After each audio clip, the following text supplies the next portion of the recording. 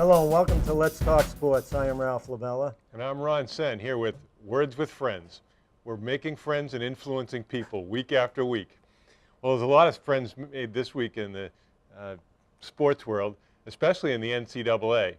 Now, the key with the NCAA is only they can make money.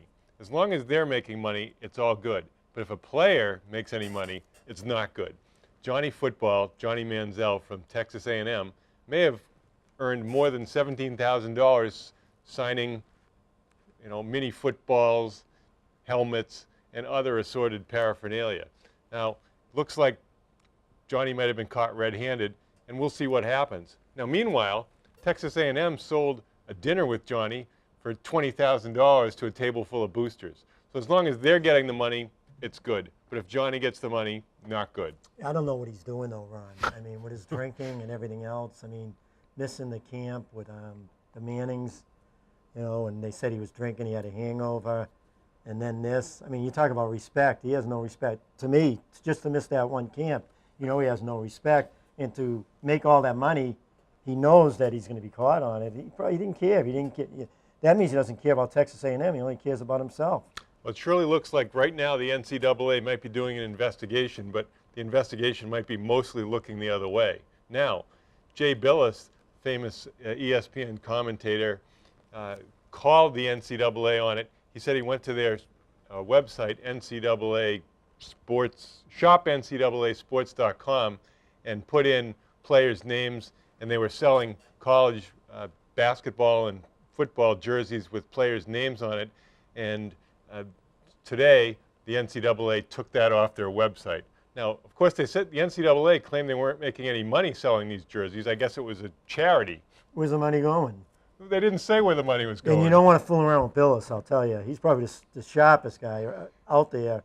And he played for Duke, real good basketball player. He probably knows more about college basketball than anybody else. And he wrote an excellent book called Toughness. But, the NCAA, they have a checkered history in these matters. They always try to underpay assistant coaches. There's been a lawsuit against them for that. And also there's a class action led by former UCLA forward Ed O'Bannon because they're video games where they're using player likenesses and names without the player's authorization. Now, tell me the difference. What about these swimmers that are making money? They can make money. I don't really understand how it works with different sports. For example, I guess if you played two sports, you might be able to make money in one but not in another. Obviously, guys like Michael Phelps have cashed in. Maybe you can do commercials. I don't know, but I know that they're making money. There are some people in some sports making money, and then he's signing autographs. And what's going to happen to the team, Texas A&M? He's going to be out. He's going to be playing pro football next year. I mean, I don't know if. Well, he won't be a first-round draft choice. No, he won't be. I mean, who's going to, pick him first with his history? Right. The NCAA president said, in the national office, we can certainly recognize why that could be seen as hypocritical. And indeed, I think the business of having the NCAA selling those kinds of goods is a mistake, and we're going to exit the business immediately. Well, they always knew it was, now they're getting the pressure.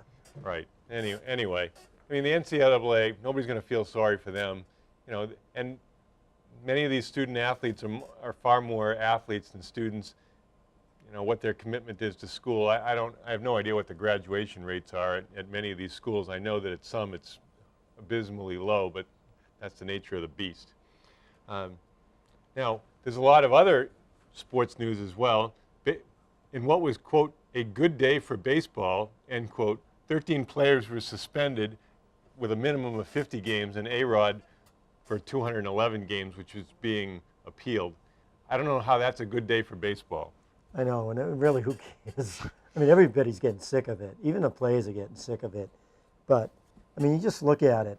I mean, I really could care less because 13 or so players got suspended, and there's 10 times that amount of players that are still taking it. And for whatever reason, they can't get caught. Well, and baseball champions their drug testing system, but it wasn't drug testing. None of the players get caught red-handed. They were basically caught up by a newspaper article from an investigative reporter. You know what I think about? Is it Uehara? I told you earlier, I think he's hanging around with Ortiz. The Red Sox have been doing pretty well lately. With Uehara, I think he had his 11th save the other day. He probably throws the least hard of any pitcher Well, remember on the Falk staff. when they went into the World Series? Oh, right. He was throwing 86-mile-an-hour fastballs that the Yankees were popping up with bases loaded. Yeah, Falk looked like he was throwing was darts, unbelievable. not baseballs. Keith Folk, that is, in 2004. Boy, that sounds like a long time ago now. But anyway, some big events this week.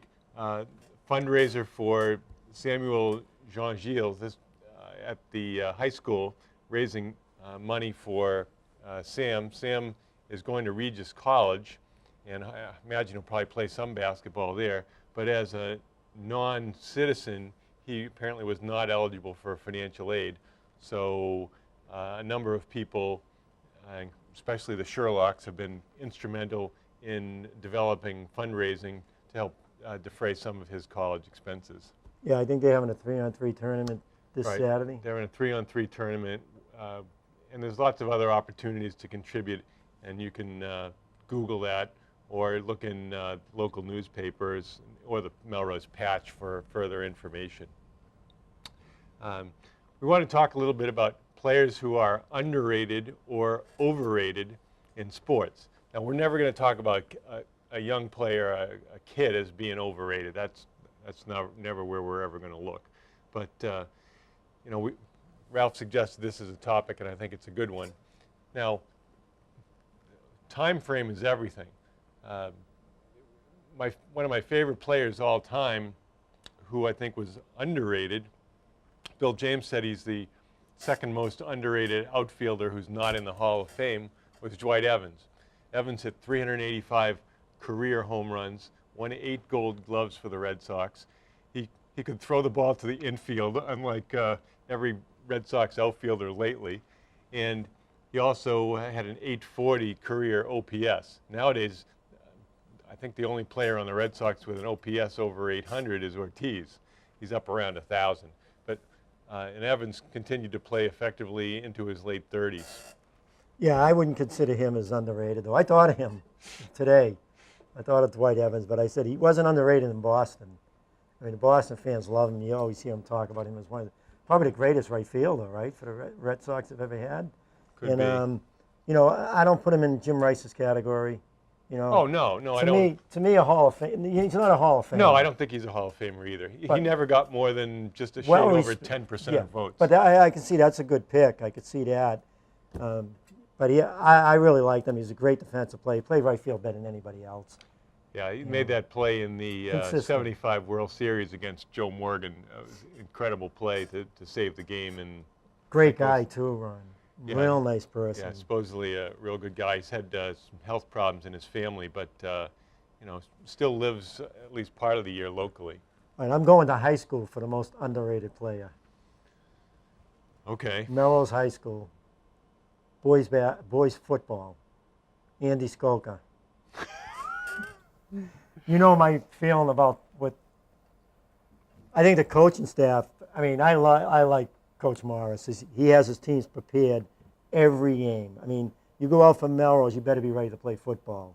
He's that type of coach. The team is always prepared to play, and you know they're going to bang heads with every team they go up against. They've had 3 excellent years in a row. They had some pretty good years. In the past, they've had some great teams, but I'm talking about the last 3 years. This year's team is going to be very good again. Again, they're well coached and they're always ready to play. But this isn't a knock on Coach Morris because I don't think he was coaching the offense. But how do you not use Andy Skoka as a tight end? 6'7 and a half, great hands, pretty good speed, and they never went over the top to him. The one time they passed him the ball is down near the end zone on a down and out when the cornerback has all day. But you talk about used, underrated. If he played football longer, I mean, he could have, even just playing 1 year, he's a Division I player as far as I'm concerned.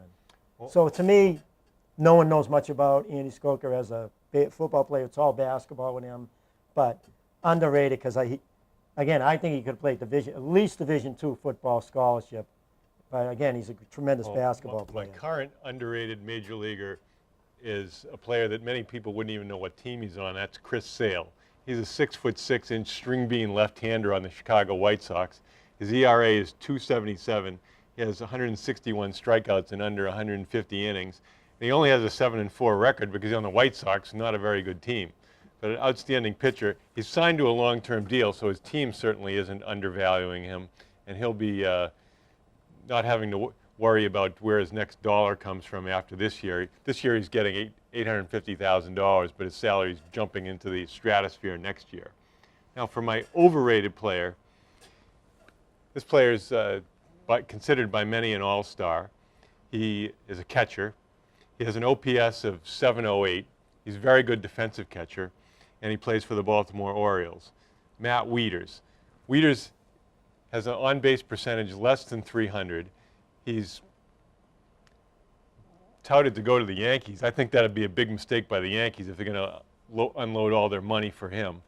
And currently, among American League catchers, his OPS is below the number 20 value, and his wins above replacement is 0.4. In other words, he's basically doing better than almost nothing in how much he's contributing to his team.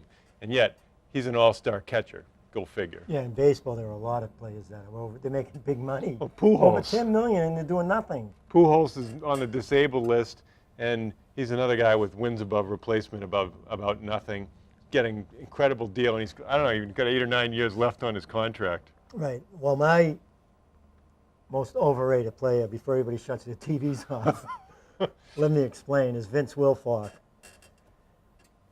You have to look at the football. Nowadays, teams throw the ball more than they run, usually 55-45 in that area. When they run the ball, he's very good. They double team him most of the time, except Baltimore doesn't have to double team him. They handle him one-on-one. And some of the other teams handle him one-on-one, but most of the teams double team him against the run. Against the pass now, he's playing a lot of downs. They don't sit him out like they used to against the pass. Against the pass, he's in there most of the time, and against the pass, he is just about useless. Number one, Ron, you know how I feel. If you're playing nose tackle and you're defending the pass or tackle, you have got to get people who get their arms up there, who get in the quarterback's face. Even though they don't get to him, when the quarterback looks downfield, he's got someone in his face. Again, they don't have to get to him. They can be 5 feet away from him, but if they're pushing back the line and they're getting their hands up, now they got to throw around their hands. Wilfork is too small, and he's too slow. Even though he's explosive, he's too slow coming up the middle. They have to hit him once. He's not going to get to the quarterback, so when the quarterback's looking downfield, he has a 6'1" tackle who weighs 350 pounds, who he can just sidestep most of the time. I mean, when do you see Wilfork hit the quarterback when he's back to pass? If you're lucky, you may see him once every 2 games. And when do you see him deflect the pass? I saw him once last year deflect the pass. And the pass wasn't even high, the pass he deflected. So to me, when you're saying that he's an all-pro player, one of the best nose tackles in football, but to me, he's overrated 50% of the game. Well, he wasn't a factor in last year's AFC Championship, but the previous AFC Championship in 2012, he had a terrific game. He had a sack. He was everywhere, and he was getting great penetration. Now, obviously, the Ravens did whatever adjustments they had to take care of that. They didn't even double team him. No, because last year Matt Burke handled him pretty good. So we'll see. They've got Tommy Kelly in, who's 6'6", next to him from the well, maybe Oakland they'll sit Raiders. down Wilfork more when the teams are passing. Maybe. Well, you don't know when they're passing every time. He played a lot of downs. I think he played around 85% of the downs last year. But Ron, that's the biggest reason. People knock the cornerbacks, and their cornerbacks have been weak over the years. Talib's helping them out big time. McCourty, they got some pretty good safety players. People don't, the Patriots, again, you rush from the outside. Your 2 best rushers are from the outside, Jones and Nikovich, right? They're coming from the outside. They only get to him once a game when you look at their sack total. They each had 8 sacks. That's 16 sacks. You play 16 games, so there's 1 sack between the 2 of them every game. When they don't get to him, where are they? They're away from the quarterback. They're outside of the quarterback's vision. They're not getting in the quarterback's face. So if they're not getting in the quarterback's face, and you have Midget and Wilfork, who's stuck 5 yards from him, who can't get his hands up high enough to deflect the pass, that's the problem the Patriots have. That's my feeling. Well, certainly, if we look back quite a while, the team that had one of the most ferocious pass rushes ever was the Minnesota Vikings, the team that went to the Super Bowl a bunch of times but didn't win. And they were, quote, famous for a good secondary. Paul Krause is in the Hall of Fame, but why was the secondary getting anything? It's because they had a great pass rush. You know, Carl Eller, Alan Page, Jim Marshall. Ron, another thing too, how do you get interceptions? I mean, a great cornerbacks Revis can make great interceptions. You get great interceptions. It's the pass rush. The pass rush, and the quarterback's throwing it off balance, so he's got to throw someone's arms here, he's got to throw it to the right, you know, and that's how you get a lot of interceptions. Well, when the quarterback can't step up, and the word has always been on great quarterbacks, if you can rush up the middle and keep them from stepping up, they're not going to be able to make that tough throw. But we'll see. But I just hope that players like Kelly help them out this year. And I heard they got a couple of other players they're excited about. So maybe, you know, again, when you have 3rd and 14, especially, just slide Will Falk out, move a big, tough guy in the middle, maybe get some penetration and make it tougher. Well, there are a few rules changes this year in the National Football League. Some of them are stupid rule changes. Now, if you spin the ball toward a player, that's going to be a 15-yard unsportsmanlike contact. So you score a touchdown and you just spin it, you know, toward the edge somewhere, no problem. But if you spin it in the direction of another player, then I guess that's a good rule. Well, it's just I don't know how the official's going to be able to tell sometimes. Well, number one, when they score a touchdown, just go give it to the ref. That's classier. That looks so much better than the people dancing. Well, and which player, you know, the player that always did that was Barry Sanders. Yeah. You know, and I always remember. How about Rice? He didn't celebrate that much, did he? I don't think so. But Barry Sanders always used to say, you know, act like you've been there before. And, you know, obviously the Patriots have the anti-Sanders with Gronk with his spike. One of these times he's going to get hurt doing a spike. He's going to hurt someone, I know. He'll probably throw out his arm, knowing him. Yeah. Well, it's his left arm that's broken, so, you know, and we haven't heard much, nor would we expect to, about his recovery and what the situation is there. I think they're going to be all right, though. I'm looking forward, like, you know, I love watching young players play. Yeah. I'm looking forward to the exhibition game Friday night against the Eagles. They play Tampa Bay, I believe, next week. Tampa comes up here to practice with them 3 times. Now, the no-brainer sports decision of the week was, where does Greg Oden go? Now, Oden played at Ohio State, was a highly regarded center. He's been mostly out with knee injuries. I believe he had microfracture surgery. Tall and talented player, but has really not been able to stay on the court at all. So naturally, where did Oden sign? The Miami Heat. Oh, he did? Yeah. So that's what the Heat need, another big guy. Well, if he's healthy. No, I mean, he could be another. I'll tell you, they're going to need that against Brooklyn. You know, I've talked to a couple of people. They don't think, my son's really into pro basketball. He doesn't think Brooklyn, they have enough. They don't have anybody who can cover James. But if Pierce only plays 30 minutes, Pierce is smart. He can still cover James at times. And then they just have to play, you know, double him up when he's, you know, in the lane, when he's trying to drive, just slide over. But I think Brooklyn could win it all with that team. They have a good bench too, Ron. People don't realize that. Yeah, they still have good talent. Johnson, you know, you got Williams, one of the best point guards. Lopez at center playing with Garnett. You don't think Garnett's going to teach him how to play defense the proper way? Johnson, I mean, that's a talent. That's more. That team's more talented than Miami when you look at it. Well, they've got LeBron, and you know, as much abuse as LeBron has taken, he's shown up big when it counts the most. He showed up in the Olympics and he showed up in the NBA Finals when it really mattered. And watch out for the Celtics this year too. Yeah, we'll get back to them later. We'll be right back.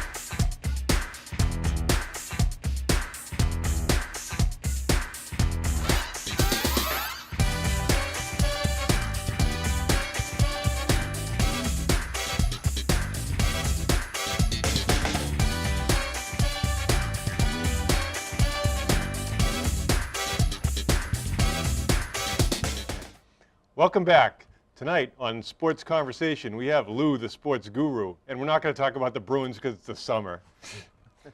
The Patriots are in the middle of joint training sessions with the Philadelphia Eagles down in Philadelphia, and apparently it's a great session because all the young Patriots receivers caught the ball a few times. I know, that was amazing. That's all you heard. They caught the ball. We had 1 or 2 drops. They just catch it every time, especially in exhibition time. I know, it's camp. But can we name any of them, though? Well, sure. We got Dobson and Boyce. They like Dobson, Sudfeld. but they say Dobson, there's not much separation. He catches every pass to him, though, that touches his hands. You know, Talib, he was out fighting Talib for passes, and they say he's unbelievable at that, but the separation wasn't there. But a couple of the other receivers are real quick. Well, and the big story is the receiver who's not even on the Patriots anymore, Wes Welker, who's crying that Bill Belichick yelled at him and took away his binky. What do you think about Welker? Oh, my God. You know what? Some things are better left unsaid. Shut up. You're in a new home. Just, you know what? Say, hey, I got to 2 Super Bowls. It was great. I love the Patriots. I miss Brady. I'm looking forward to moving on. Give the company line. Don't come out like a baby. You know? Come on. Well, you know, the number one thing in the NFL is staying healthy. Now, everybody seems to think that if Amendola can stay healthy, which he hasn't been able to do, that he can do the same things that Welker can do because he's younger, faster, and bigger. Now, what that translates to in real life, time will tell. Yeah, if he plays 16 games, he's going to catch over 100 passes. He's a little quicker than Welker. Well, Welker's is quick, but he's a little faster. You know, they say he can play split end too at times, which Welker couldn't. So, you know, maybe it'll be a plus. And then when Gronkowski comes back, if these young receivers, it could be a blessing, really. You know, you hate to see what happened with Hernandez. I mean, but yeah, I mean, that was with, most unfortunate. yeah, Absolutely. but with the other receivers, even Lloyd, I thought that was a bad move. But he's caught 76 passes with Welker, Gronkowski, and Hernandez last year. With them gone, he probably would have caught around 90 passes, but Belichick didn't like him. Well, you know, Belichick never comes out and gives his thoughts on things. He just says, we're moving on, or whatever he says, his cryptic speak. But for me, the thing that I noticed about the Pats last year that I didn't like, they didn't seem to have, Lloyd did one thing, he ran sideline route, and Welker did one thing, he ran the slot. And both of them did it good. But you know, you're not going to get a Randy Moss. You know, guys like that, they come along once every decade, every 15 years. It was nice to have them. They definitely need a spread receiver. They thought that that's what Lloyd was going to do. They said, oh, he's a sideline guy. He's going to spread the field. He's going to open it up over the middle. I don't think he ever really did that. He ran that one great route that he ran.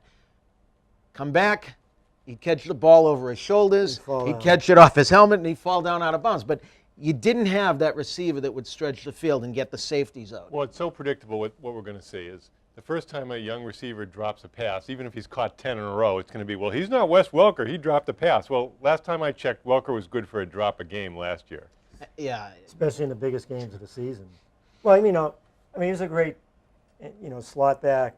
He was great, but I think they're going to be better off because now you get players like Vereen who'll catch a lot of passes this year. You have a younger player playing the slot. You have these young guys, and if they're as good as everybody's saying they are, you know Brady has spent a ton of time with them. He was there all summer working with them. Well, the other thing is if you go into a game and you have a spread formation, who do you double? You can't say, oh, okay, you're going to probably lean toward Amendola, but beyond that, if somebody's open, he'll get the ball. And as a fan, are you looking forward to this exhibition games? I'm looking forward to them to see these young players. Yeah, you know what it is? In the past, you had the starting lineup, per se, whoever it was, play one series and out, and then it wasn't really a lot of quality time that these young receivers got to spend. And I'll tell you something, this is one of those things you can look back to history. There was a strike in 1974, and all of the veterans were out of camp, and you know about the great drafts that Pittsburgh had over those years. All those young players, namely 2 great wide receivers, Lynn Swann and John Stallworth, got all the work in camp that year. And that's why in 74, those guys came out. They had worked so hard in camp because they got the reps. Young players, rookies, you just don't get those quality reps with the starting, quarterback like they do. Well, you know what else? You know what else I like too is now they have Washington returning kickoffs. I mean, probably one of the top 2 returners in football. Yes. You have Edelman back healthy, returning the punts. If he can stay healthy, you have him backing up as a flanker, and then you have, well, hopefully the younger guys come through, and then the tight ends. I mean, they're kind of high on these young tight ends. Well, so. I think what we're hearing is less and less about the veteran player who's in camp and what he's going to be able to do. I think it's pretty clear that those guys are going to have to really be incredible in preseason to make it. If they're going with young players, the discussion this week has been who's better, the 26-year-old Brady or the 36-year-old Brady? And the answer is probably it's not just Brady. There's a football team surrounding him, and the 26-year-old Brady had a lot better team. He still has that very good offensive line, those two real good tackles. Mankins is healthy. Hopefully Connolly will get healthy. And that offensive line's as good as anybody. I think Baltimore has the best offensive line. Well, I mean, that was the problem last year. Nobody got near Flacco, and he got forever. How do you give him all that money when you have the best offensive line in football? He's standing there all day. He has good receivers, and he's making all that money. You could put almost any good quarterback back there, and he's going to do the job. I mean, it was so easy against the Patriots. They weren't getting near him. And that's the key. That's why if, somebody goes down on the line and all of a sudden the line doesn't play as good because, you know what, I mean, face it. If a team was going to do the same thing every year that they did last year, we'd have a hell of a lot more repeat champions. Well, Super Bowl in 2007. The Patriots were prohibitive favorites, but they couldn't protect Brady. And for the most part, they couldn't move the ball. The Patriots, let's face it, the Patriots could have a great team this year. They could. And I think they're going to have a great team this year. Well, you know what it is? You got Belichick, obviously. I mean, he's not going to just lay down and watch them just die. But to me, it's always going to be offensive line. If you have a good quarterback and a great offensive line, you can do wonders. If you have a great quarterback, especially a veteran that's won 3 Super Bowls and been to 2 more, I mean, Brady knows his way around the track. They also have a good running game. So if you have a combination of a very good running game, a very good offensive line, and a very good quarterback, right there, that's going to open things up. You can almost hide the fact that you have rookie wide receivers. But you do have good receivers when Gronkowski comes and back, Gronk especially. is a great tight end, if not the best and these in the other league. tight ends, too, that they're talking highly of. Well, and they have... And Ballard, they haven't even talked much about him coming off that injury from last year. Well, I think the consensus right now is Ballard's probably going to get cut. Because He's still hurting? they said he's not able to go full speed, or he's not willing to go full speed. Well, they like these young guys too, so. Yeah, it'll be interesting to see because they have 3 guys who can stretch the field with Dobson, Boyce, and Amendola. So it should open up the underneath stuff and make people's lives a little easier. Well, that's the problem that people don't realize the difference between Manning and Brady. Manning throughout the years had those great receivers that could get downfield. So we talked about that a number of times. You talked about that earlier. When you can spread that defense and those cornerbacks have to go deeper, there's more room to throw inside them. When Brady throwing to some of these receivers who can't get downfield, those cornerbacks are up further. He has less room to throw, and it makes it more difficult. People don't realize that. But yeah, not to mention you have to rush 4 guys instead of 5 and 6 because you have to double team people. If you got guys that stretch the field, your safeties are going backwards. Your linebackers have to play pass coverage. They're not going to be, it's not going to be any, easy route to the quarterback. And, that's why a lot of times you'll see Brady will be flat-footed in the pocket if you got that kind of a stretch going on. They haven't had it for a few years. But I think their offense is going to be fine. Brady spent a lot of time with these receivers, probably double the time he has the last couple of years. Oh, yeah. He's been around them an awful lot. He's really excited about the way they're playing. He's been tucking them in at night. And the receivers love him. They're learning from the best. And he's going to get Gronkowski back. And the key is, in the defense, they love this kid Collins. They think Collins could be the best all-around linebacker on that team. Better than Mayo. Yeah, so and that could be something. And maybe he'll get in there and they'll sit Spikes on passing downs. Well, because Spikes is useless against passing. Well, that'll be interesting to see if Spikes is the odd man out. He's in the last year of his contract. And, we've seen what happens sometimes if you're in the last year of your contract with the Patriots. Oh, he's great against the run. He's great, just like Will Falk. He's great against the run. But when they pass, they both hurt the Patriots. Yeah, the cornerback play has not been their strong point since, probably since Ty Law left. And Asante Samuel had a great year, but since 2007, I think it's been much easier to pass on the Patriots. Yeah, who do you blame for that? Belichick. Yeah, they say how great he is. They keep saying how great he is, and he's had Brady in one of the best offenses in football. really hasn't. He hasn't done much. He doesn't coach the offense. He's supposed to be a defensive guru, and what's he done? Well, certainly the Patriots have been very vulnerable to stuff underneath. Dennis Pitta, who I believe is out for the season, and Ray Rice killed them last year, which they always do. And you always say it's like the tight end is invisible. They have the cloak of invisibility when they go out. Well, But you just look at it, and I've been saying it just about every show we talk about the Patriots. This is my biggest complaint. They have two fatties in the middle that can't get near the quarterback. They can't get near the quarterback. They're useless in the game. Well, They talk about Will Falk, and he was going to be my pick. Well, I think it'll be interesting to see if they go with some different looks. Marcus Forston is a very athletic interior lineman who can How rush tall the is quarter. he? He's not tall. He's only about 6'3", 6'2", 6'3". But my prediction for the year is, the negative prediction is that Steven Gostkowski is going to have a bad year. I don't know if it's going to be a bad year because he lacks the range or the accuracy, but Well, he has a range. well, we'll find out. He hasn't been that accurate over the last couple of years. He's missed some big field goals. The word is that he's been a little short in spring training. He's hurt? Yeah. Well, no, I don't know if he's hurt or he's just not kicking as well. So that could He's be got to be anything. hurt. and, He's still and, young. and you need to have a great kicker because you got to win those close games. And It's how like many? your jump shot. When it doesn't go in all the time, something's got to be wrong. Oh yeah, right. You can't miss the thing is, you can't miss a layup, you can't miss a 1-foot putt, and you cannot miss short field goals. Because if you get down that close and you come away with no points, it's demoralizing for you, and it energizes the other team. What, I mean- what is worse? What do you think is worse in the history of football? Norwood missing that field goal, or the Patriots blowing the Super Bowl on that pass? You know something, though? You got to give Norwood I mean, what hurt? It what was fans 47 hurt? yards. 49. Oh, And it's not- I actually went back and watched that again because I wanted to see the telecast. And one thing that I remember this live, and I remember it as soon as he said it, I go, yeah, that's right. They said it. They said, Scott Norwood, not very good. He's not very accurate on grass from outside of 40 yards. And they said that as he was warming up for the kick. And, he only missed that by about that much. But what fans do you think are hurt the most? The Patriots not going undefeated, or Now, you know what, though? Buffalo I would got to know. be honest, though. That was one of those things that I was mad because you don't want to lose a Super Bowl. No one wants to lose a championship game.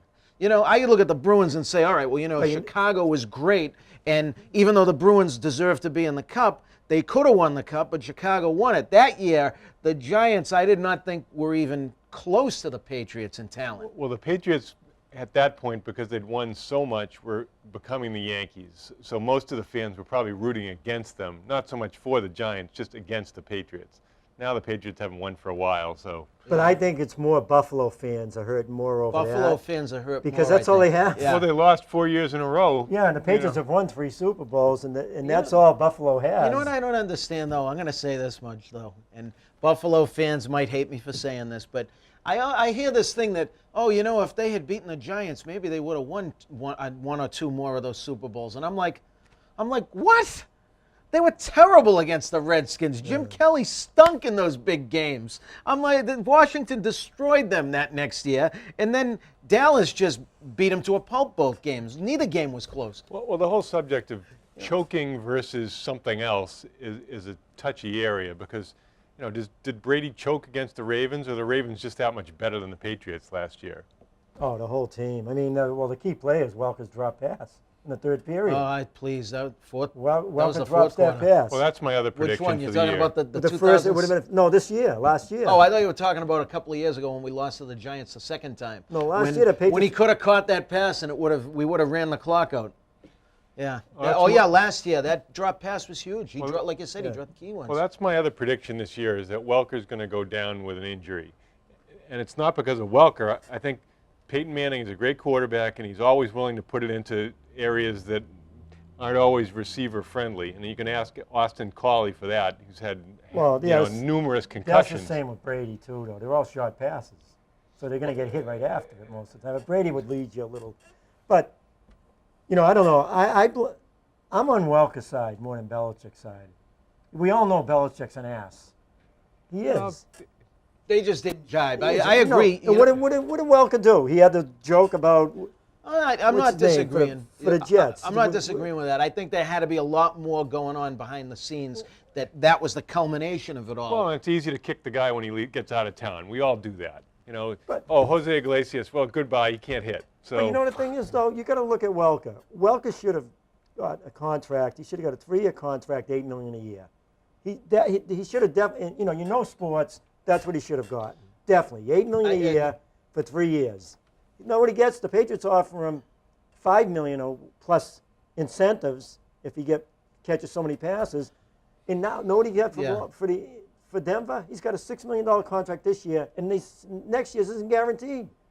You don't think you wouldn't be upset over that after what he's done with the Patriots? I think he wanted out just because he realized it's one of those old things, player kicks the can on the way out of town. Well, you don't want me, so I want to go somewhere that wants me.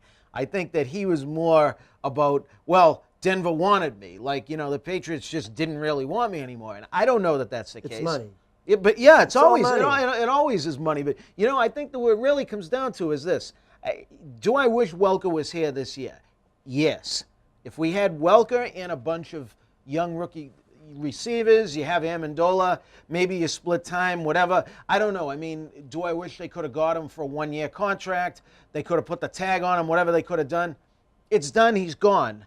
I think in 2 years, this is one of those tire-kicking moments that they said. Because he's 33? They said this guy's 33, and he has gotten the crap kicked out of him for the last 5 years. And you know what? When you look back, all the way from 2007 all the way up until last year, that kid has taken ridiculous hits. Yeah, but look at Amendola. He's 5 years younger, but he doesn't play a full season. Well, now, we replaced them with a questionable But no, the good thing replacement. about this is, if Edelman stays healthy, Edelman can go right in there, And too. I was just going to say, to your point, Edelman will likely be the guy that replaces him. And he's because good. Edelman is good, and he's shown But that will he he could stay do healthy? it. Well, see, that's what you're talking about now is, Welker, you can always say if he stays healthy, he's getting old, he's doing this. But then how many games has he missed the last few well, years? when you see anybody stay healthy, you ask, how do they stay healthy? Because the sport is so brutal. Right. It's really luck, though. You could jump off the Tobin Bridge and swim away. Or you could fall off the Tobin Bridge and be dead before you hit the water. So, I mean, it's always going to be, how does a guy get hit like that and get up and walk off? And then how does a guy slip, fall back, he bangs his head, and he's out on the physically unable to perform Well, remember, list. the last time we saw Ridley, he was going down in a heap when Pollard laid him out. We don't know whether he's going to have any leftover effects once he starts taking some contact. And plus, we'll see what the effect of you can't lower your helmet anymore to make contact with people. I don't know how you do that on goal line situations. I think But, right, and another thing, what I would do is I would take Amendola with Edelman backing him up, rather where he's 5 years younger than Welker. I think the Patriots are in pretty good shape there. Again, Gronkowski's going to be the key because I think some of those young players will develop into the type of players Brady is comfortable with. And if they can get downfield, like you said, they'll spread that defense. Well, they have real good running backs.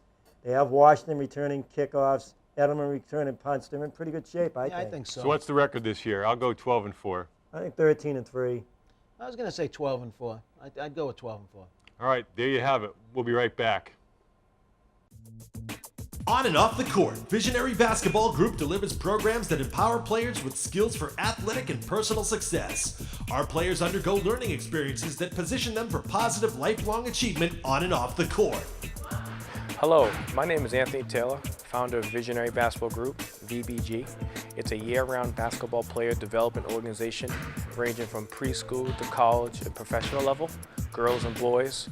We cater to all skill levels, starting from beginner, intermediate, and advanced. One of the biggest things that we have is our coaching staff, who do a phenomenal job at mentoring the players on a regular basis with the training, the teaching, and the knowledge. We operate 7 days a week. We offer over 30 sessions, and we're considered one of the top comprehensive basketball player development organizations in New England. And another key aspect that we do is that we have kids coming from all different areas, urban, suburban communities, uniting as one. And that's what makes VBG a phenomenal organization that helps kids gain confidence, leadership, discipline, self-esteem. And if you have a chance, come down and see what we do at Visionary Basketball Group. VBG player athletes are rising stars in elementary, middle school, high school, and college basketball. We apply the same approach to training with every participant at VBG and produce players who are prepared for maximum performance.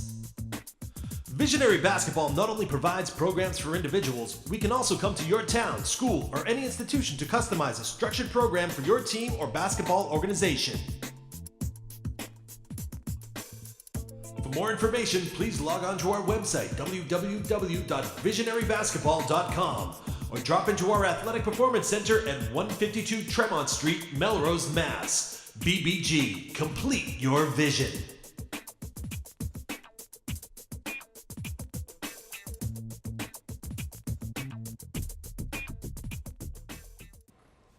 Welcome back. We like to talk a little bit about high school sports as well. And although players make their reputation during the season, they earn their reputation during the off season. While nobody's watching, they're doing physical training, conditioning, developing their athleticism and their skill, and sometimes teams are working together to improve their bonding and overall relationships. And certainly this summer is no exception. Many of the teams are working out, especially conditioning. Soccer's famous for their early morning workouts. And we know the number of the lacrosse players, the basketball players have been getting together at different times. And these kids don't get a lot of credit for what they're doing, but it shows up on the field. Yeah, you see the volleyball, they're working all year round. I mean, with the program Coach Kelly has up there, unbelievable program. The players know they have to work all year round to make the team, make even the freshman team. So they're working. You see a lot of the girls that we, coach in basketball that have been working on their volleyball. But you look at the basketball, the varsity just finished up playing at Stonehill tournament. They've been playing a schedule of a Lynn Classical. They've been practicing 2 nights a week. And the girl, I believe, that all the players that were on the basketball program, the high school program, have been practicing, and they're working hard. You can see how hard our girls have worked. The incoming freshmen are playing in the varsity league at Easton Basketball. They played real good schedule. They're coming out and practicing every Tuesday. So you can see the girls are really worried. The girls are working at it really hard, and the boys are doing the same thing. One of the issues that comes up in Massachusetts is the so-called Chinese wall between coaches and players during the off season. And obviously nobody wants to impose mandatory anything for players during the off season, but it really restricts players and team development. When we coached in the summer years back, we talked with P.E.D, coach from Winnicott in New Hampshire, and they had unlimited practice all year round, and as a result, they won 7 state championships in New Hampshire, including 5 in a row. And it was an entirely different level of play. He had high school All-Americans, he had 9 Division I players, and a lot of that is having access to the players all year round. Now there's some hypocrisy by the MIA, which has standards that are loosely enforced, particularly with respect to coaches coaching AAU and having their players on their team. You can only have, I think, 50% of the team being your players, but it's no secret that this goes on, widespread throughout Massachusetts. Yeah, we talked about that during the wintertime last year. We talked about the different programs and the work the kids are putting in. What I see, I mean, they're really working hard. The coaches set it up with the captains, or they get a coach to help them out that's not involved in the team, and they run practices, and especially in basketball, we see it. And the thing I look at is, are the coaches doing everything they can to make sure that every player has a chance to better themselves in the off season? I don't see that happening the way it should be happening. And let's pick basketball. All right, basketball. The high school, all the kids that played in the high school, from the freshman team last year up to the varsity, they're practicing twice a week. But the varsity has a team in Lynn Classical. And I was told the other day that only the junior varsity and varsity players are playing there. The incoming sophomores are not playing on that team consistently. Well, you have so many players, how are they all going to play? But I remember years ago with Coach Ferranti, when I was helping him out, we would put 2 teams in. We would make sure that anyone who wanted to play would be able to play. And I remember we used to go up to Lowell and play in that tournament, and we'd send an A and a B team up, and to give everybody an opportunity to play. I mean, and you're taking advantage. You're doing the best you can for the program. Well, right now, they're not doing the best they can for the program because now it's the offseason. Okay, we get the varsity involved. They're playing at Lynn Classical. What about the other girls that want to play? What about the girls that played on the freshman team and played well last year? Where are they going to play? They have to play AAU to go play somewhere? It's only, again, the returning varsity players and some of the JV players that are going, from what I was told. So why not have another team in another league? Are they even looking for that? I asked Paragirio when I heard Ferranti had left. I said, Pat, do you want me to help you out with the summer program? Make sure the girls are playing. I didn't hear another word from her. Well, you got girls not playing. Luckily, we know enough, and I have the experience throughout the years to know, I know that we can put our girls in a varsity league at Eastern Basketball. And Chris Ramsdell, who runs it, knows me, and he says, fine. He goes, I said, we're not going to have the varsity team, but we're going to have a very competitive team. So, and plus we have Haley Mate, a sophomore, who's improved a ton playing with these girls. She wouldn't have had that opportunity playing up there. She's going to be a sophomore next year battling with those girls. But what I'm saying is they're not doing enough. Right. The key point is that even if you're working on your skills, you need to have some game experience because understanding the game, seeing the game, making good decisions under game pressure in game situations is so important for a player's development, no matter what sport you are. It's sort of like you could be a pitcher, but it's not going to be sufficient to throw bullpen sessions. You've got to face live hitters. You've got to pitch from the stretch. You've got to be able to use your talents in different situations to develop fully. And now we've seen all the players in the system from 6th grade through the high school, and there's some talent out there. But some of the talents at the lower levels, there may be players who are, let's say, are going into 8th grade right now that could be solid contributors in the next couple of years. And we happen to think that among the rising frosh, the girls that just graduated from 8th grade, there are players who are among the top players in the system. Right. I mean, Ron, last show I might have gone. I don't want people to think that there's a rivalry. That's the last thing I want because, I'm supporting everybody. Right. But we're supporting the players that we've coached because we think, all right, Jill McGinnis, Allie Nolan, Katie Sullivan. Do they want to win? Do they want the best chance of winning in high school? Well, if they want the best chance of winning in high school, they're going to want to play with the best players. So give everybody a chance. I mean, our freshman group, the girls that we have that are going to be freshmen, they should be practicing with the varsity right now. Because I'm telling you, Ron, there are 3 girls on that team that will definitely help the varsity next year make the tournament. But the thing that I'm concerned about, I mean, let's face it, Kat should be the starting center on the varsity. I mean, we've seen enough, Kat should be starting center alongside Katie Sullivan at forward. That'd be a tremendous. Right. Just to put it in perspective, Kat's a young girl who's almost 6 feet tall. She's one of the best shooters in the system. Best shooter in the system. Well, her and Foot. She's one of the best shooters in the system.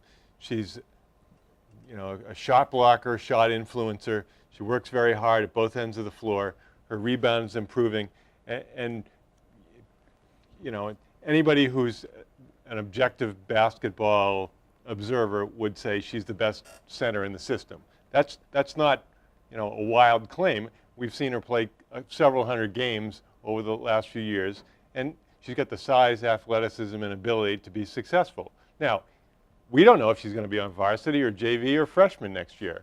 We can only say we're campaigning for the best team to be successful and the best opportunity for the seniors to have a good season and for the community to be happy with the program, seeing players on the court who are going to be able to execute. Now, what can you say? No, like what we see, we saw the JVs play last year. Talents, Smith and Bornstein especially, 2 players who should definitely be on the varsity. You look at those 2 players. And then there's going to be a battle with some of those other girls that are, that are pretty good players. But, you know, you look at the team. Where are these other players? I mean, we saw the freshman team, right? We saw that Kat and Victoria Crovo, would be an excellent 4 on the varsity because she would be the best rebound in the program. Well, the argument is simple. Sports is a meritocracy. There's no seniority system. Just the fact that you're a senior doesn't guarantee you playing time, doesn't make you a better player than a younger player. And girls' sports is a little different in that by the time you're 15 years old, you have 98% of your height, statistically using growth charts. It's not, you know, there'll be exceptions, but that's a general rule. So you can have freshmen in high school that are come in mostly full grown with a lot of skill and a lot of experience who can come in and participate right away. Yeah, all I'm saying is you got a person like Lenora Ivers. She could be the most talented player in the whole program out of any player up there. I mean, to me, she would work perfect with Jill McGinnis. They're the same type players, physically strong, quick, very good defensively, will rebound, will do just about everything it takes to win, to be successful. Now, she could be. She may not be, you know, but I'm pretty sure that she would be. Well, give her the chance. Well, I was kind of thinking about this on the way down here. Now, you and I both played a lot of sports in our younger days. Now, did you ever go into a slump where you weren't seeing the ball well, you weren't making the kind of contact you were, or sometimes your shot was off, you know? And I would say, for me, it wasn't a slump. It was my ability wasn't, you know, as high as, you know, star players, and that's the big difference. If you're a star player, your ability is going to show most of the time. Yeah, and you talk about it, right? You have the three seniors again. You have Jill, you have Shannon, you have Maeve. Okay, 3 real good kids. They're going to work hard, and they should get a lot of playing time. You know, you have the other girls that are working hard that were on the varsity. You have Allie Nolan, but just think of it. I mean, you have Smith coming up from the JVs, I would think, with Bornstein. And just think, you put in the mix with them, you put in the mix Lenora, you put Kat, Victoria, and you know how we think about Bella, and some of the other girls are very close, but I'm not even going to mention the other guards, because they're going to be very close.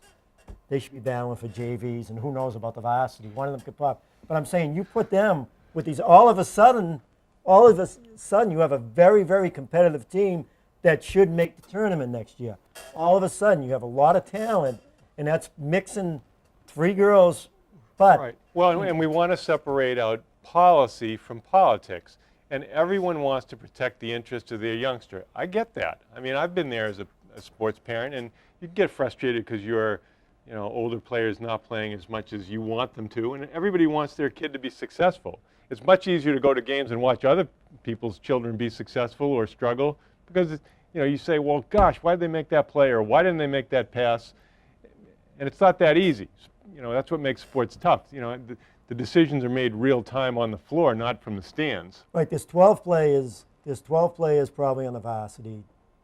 They have to add 5. I know Bornstein and I know Smith were real good in the JVs. I know Sullivan played point guard in the JVs.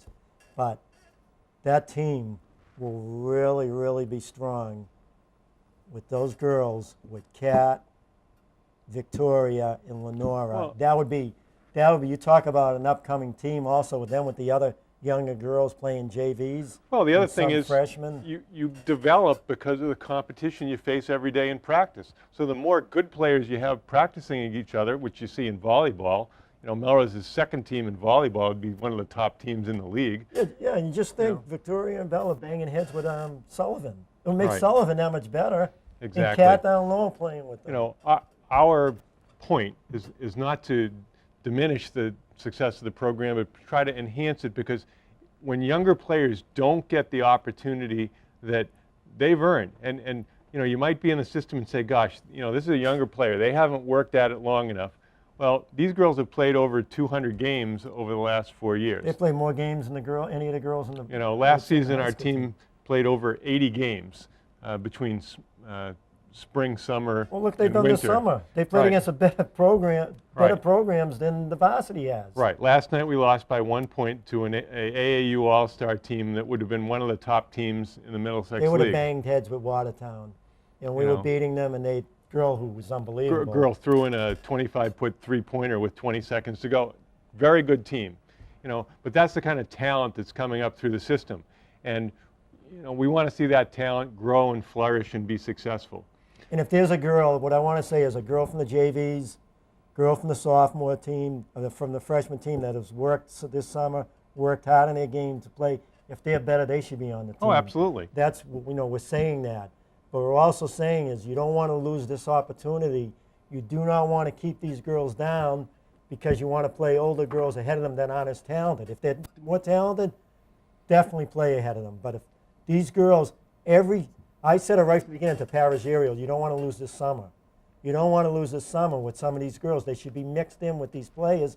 They're just going to make the program that much stronger. Well, what happens, none of the players hurt from any of them. Well, and you have a situation where you're going to have probably 30 players competing for 5 spots.